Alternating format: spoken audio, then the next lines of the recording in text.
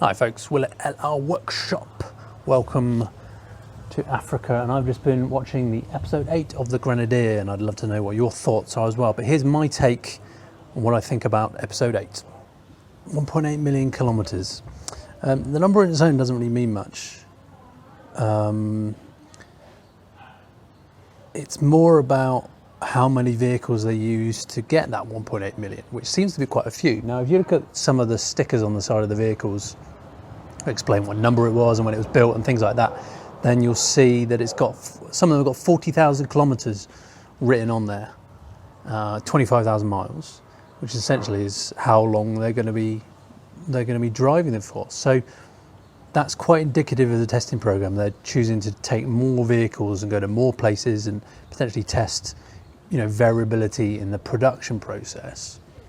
Like there might be a problem on one vehicle that's not on another one, that you would only, from the manufacturing process, that you would only find from testing multiple vehicles, versus doing less vehicles but running them for longer, say 10 vehicles at 180,000 kilometers. So it's indicative that they're testing shorter time period with more, because if we think about what's known as the bathtub of failure, so let's do this on the screen, where you start off with the early part of a new machine, the failure rate is quite high until everything's bedded in, and then it comes down, and then as it ages along the x-axis, the time axis along the bottom, failures start going up towards the end of its life. So they're testing this first bit, from basically the bedding in period until they think it should be fine. I guess 40,000 kilometers, they're testing that bit essentially, rather than probably what we would want as Defender owners. Now I imagine a lot of Defender owners, current Defender owners,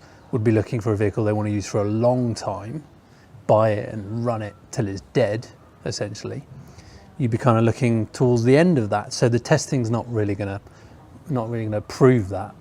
And the fact that 300,000 kilometers off-road out of 1.8, so a sixth of the time off-road, we're not going to know the reputation of this vehicle for a very long time as to how it copes with living off-road for a long period of time, which is not what most vehicles are going to do, but I think that's what everyone's interested in. The Land Cruisers have got a reliability reputation of being able to do that, and we all kind of, I think, hope that the Grenadier could do the same. So that was quite interesting. That's how they're going about it. They've obviously chosen a lot of locations around Europe.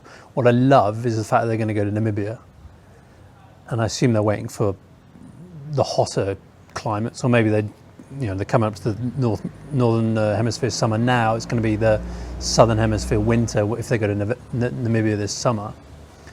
But still, they probably end up driving a lot of the tracks that the new Defender drove, which would be a brilliant coup de grace, shall we say, if they were to follow the new Defender's footsteps. A few other things that came out of the video that caught my attention.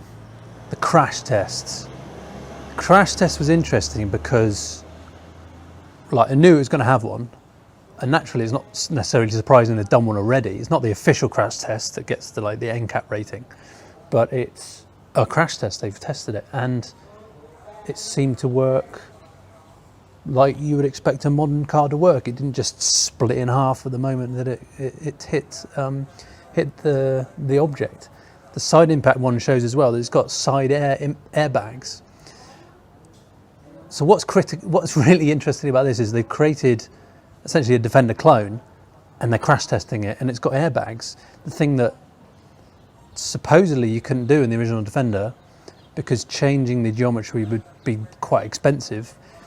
I think it's got something to do with the distance between the A and B pillars, the fact that the steering wheel is quite close on the Defender. The airbag would explode in someone's face before they had a chance to crash into it. So similar to the Land Cruiser, the steering wheel was a bit further away from the driver's torso and body, so you would have to change the geometry in a Defender. But then if you were going to fit airbags and you had to change the geometry, you would need to have a new crash test anyway, because it'd be technically a new vehicle, and you'd have to crash test it anyway. So but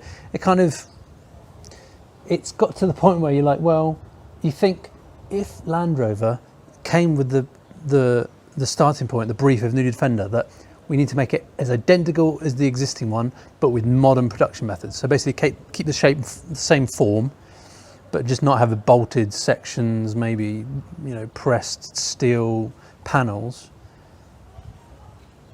You realise now, because the Grenadier's gone and done something like that, you realise now that they probably could have done it if they really wanted to, but they didn't. They went with a blank sheet of paper approach and just stealing like what they considered to be design cues and stuffing that onto a new design, which is what's so disappointing. It's so disappointing when you're dealing with an icon.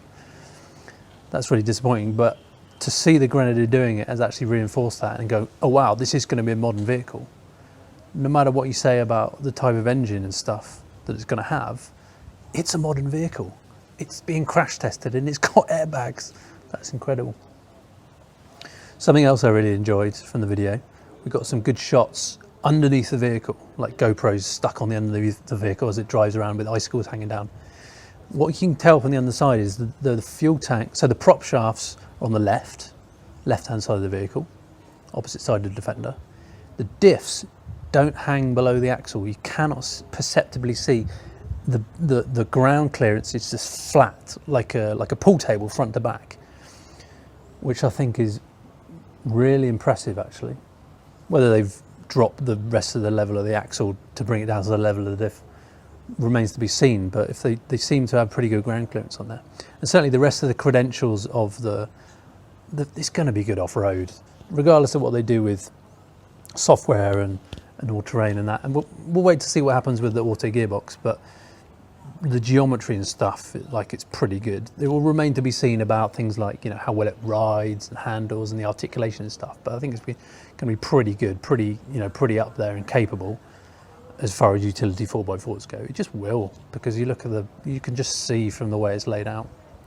Yeah, interesting that the fuel tank is kind of like lengthways between the chassis rails, quite long and thin next to the prop shaft, and then you've got the exhaust pipe coming up the middle and taking a big bend. Looks like quite a fat exhaust pipe, kind of like almost 3 inches thereabouts.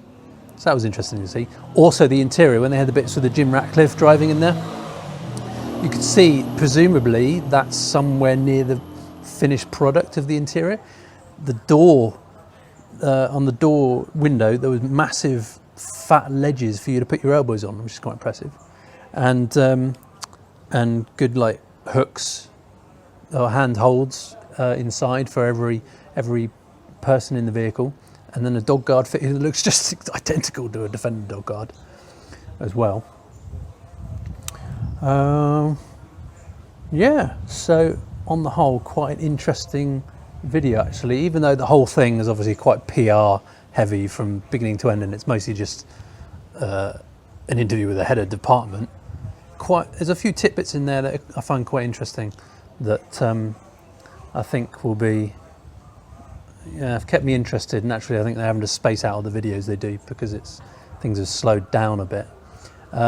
Would have been nice to see a bit more rugged countries that they would have tested in, but certainly it's just the factor of where you are being in Africa here. It's, you know, will have done 3 weeks of quarantine by the time I get back to the UK, and just incredible hoops to have to jump through, and trying to do that with a brand new vehicle as well. I can see the challenges of that. In reality, you just want to just hammer it down some really rough roads in hot climates. There we go. Let me know in the comments what you think about episode 8 of the Grenadier. Thanks for watching. Bye for now.